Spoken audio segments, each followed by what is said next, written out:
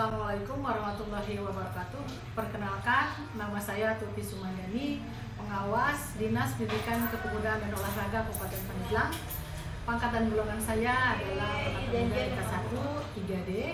Pendidikan terakhir saya Teknologi Pembelajaran S2, kemudian jabatan pengawas.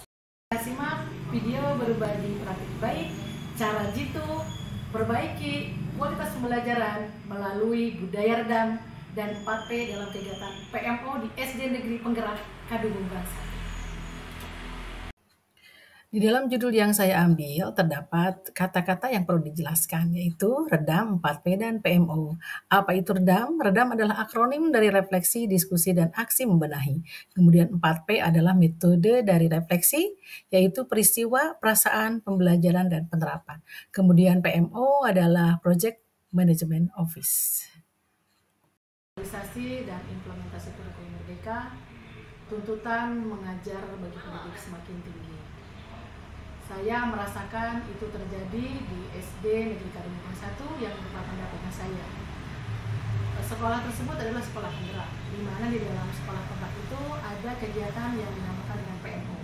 Melalui PMO lah saya tahu bagaimana kualitas pembelajaran yang ada di sekolah tersebut melalui refleksi yang dilaksanakan di dalam PMO. Maka dari itu saya sebagai pengawas tergerak untuk dapat berbagi praktik baik di sana agar budaya refleksi tetap dilaksanakan untuk perbaikan pembelajaran yang berdampak kepada siswa. Dari rangkaian refleksi yang dilakukan oleh guru, saya mengambil contoh dari kelas 4. Beginilah kondisi awal proses pembelajaran di kelas 4 sebelum melakukan refleksi. Proses pembelajaran teacher center sehingga situasi siswa terlihat tidak kondusif dan tidak fokus. Maka permasalahan-permasalahan yang terjadi di kelas dibawa oleh guru di kegiatan PMO yang dilakukan rutin sebulan sekali di SD Kadubung Bangsa 1.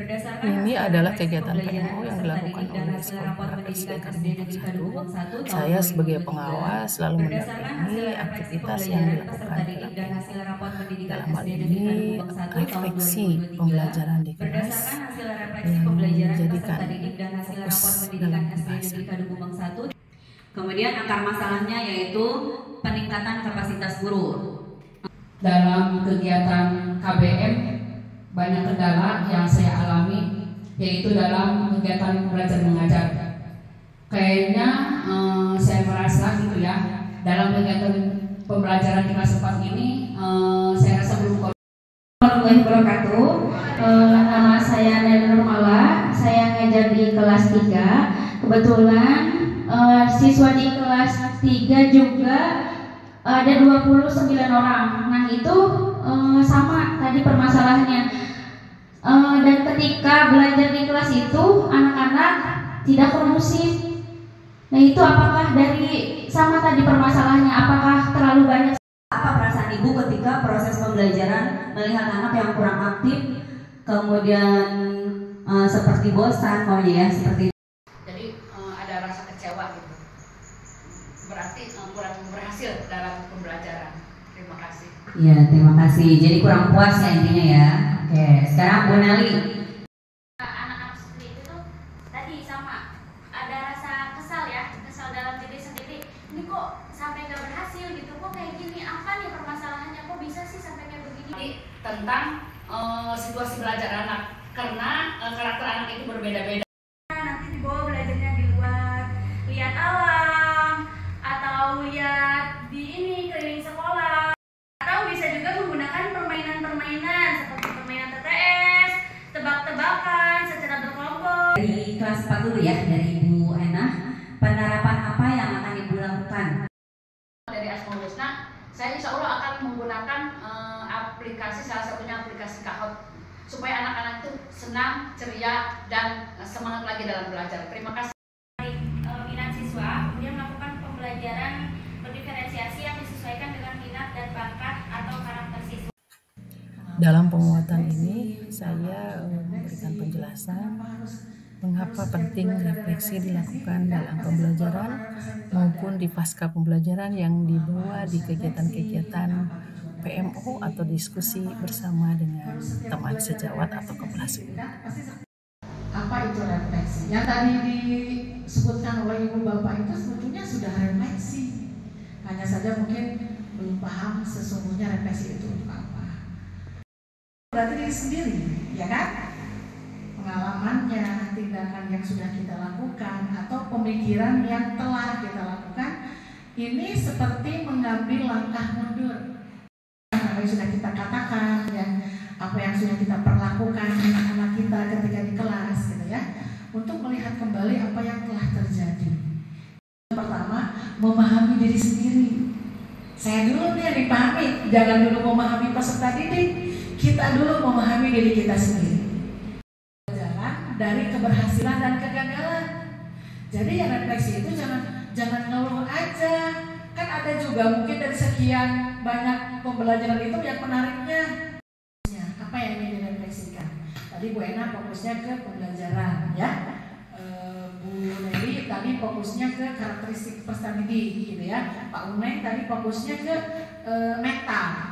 Kemudian buat rencana tindakan. Tadi Ibu Bapak sudah merencanakan tuh. Tadi Bu Ena akan membuat asesmen dari Kahoot, ya, dari Kahoot untuk mengatasi anak-anak biar aktif.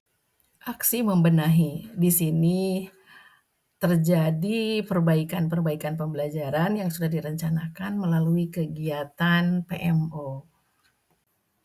Proses pembelajaran yang dilakukan di kelas 4 sudah nampak ada perubahan dari pembelajaran sebelumnya, ditandai dengan guru melakukan ice breaking, dengan menanyakan kabar dan perasaan peserta didik, menyajikan pembelajaran dengan metode-metode yang menyenangkan, yang mengaktifkan siswa, kemudian asesmen dengan menggunakan Kahoot, yang menggunakan kelompok yang dimiliki oleh sekolah, artinya sudah berbasis IT, kemudian guru di akhir pembelajaran melakukan refleksi untuk perbaikan-perbaikan belajaran ke depannya.